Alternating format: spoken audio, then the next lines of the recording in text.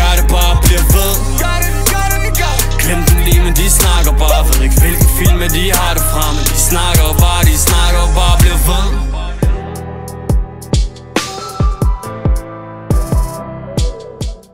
Det er fra Ukendt Kunstners nye plade, sangen der hedder Soma. Sug den ju som en astma medicin, tøm det der glas, så der plads nok til et vin. Tag den bane, så der masser energi. Vågn op, knæk, bræk, kast op lidt i 10.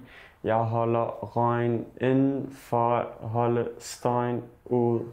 Grunden til, at jeg ville ønske, at jeg havde skrevet det rim, er fordi jeg er helt vild med det univers, som Ukendt Kunstners befinder sig i.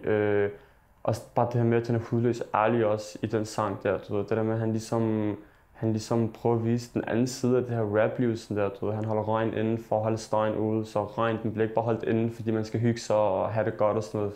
Altså, du ved, der er meget mere bag facaden-agtigt. Det er helt vildt med.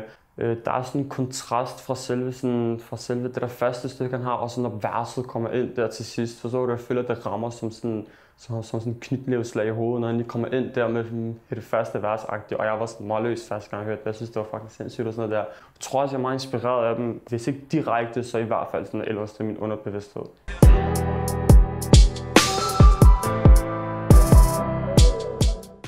Det er en sang, jeg ikke har udgivet endnu faktisk. Jeg ved ikke, om den kommer til at blive udgivet. Den har ikke rigtig et navn endnu. Det kan godt være, at den bliver udgivet på noget tidspunkt, men den lyder i hvert fald sådan her. Snakker til mig selv, som var jeg psykisk. Dogner spiller tiden, det er så typisk. Tager en lunge af min tætte, mens jeg kigger lidt foroven. Prøver at overtale mig selv, jeg skal tidligt op i morgen. Jeg sørger, jeg er født doven, jeg vil ønske, jeg var en stræber. Penge er bare bananer, og vi er alle sammen bare nogle naber. Grunden til, at jeg er mest stolt over det rim, det er fordi, at jeg er meget hudløs ærlig i det rim. Sådan alt det her med at doven, og jeg kan finde noget vågen og sådan noget der. Og jeg kender mig selv meget, når jeg hører det. Jeg putter meget vægt på det her med, at jeg er ærlig, og ikke gider at sige noget, som der ikke passer og sådan noget der. Og det føler jeg også, at man kan høre, hvis man hører min EP. For der er ikke rigtig så meget om sådan der damer og biler og penge og så videre. For der er der ikke så meget i mit liv, hvis jeg skal være helt ærlig. I hvert fald ikke nu sådan der.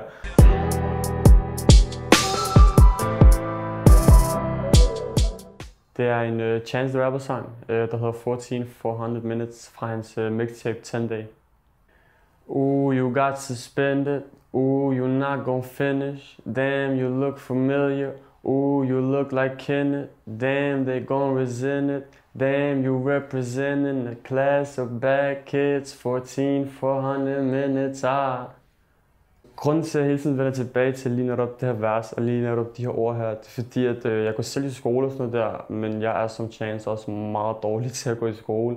Så også bare det her med, at han siger sådan noget med, du ved, you representing a class of bad kids og sådan noget der. Forstår du? Så når jeg hører det, så kan jeg ligesom også meget finde mig selv i det.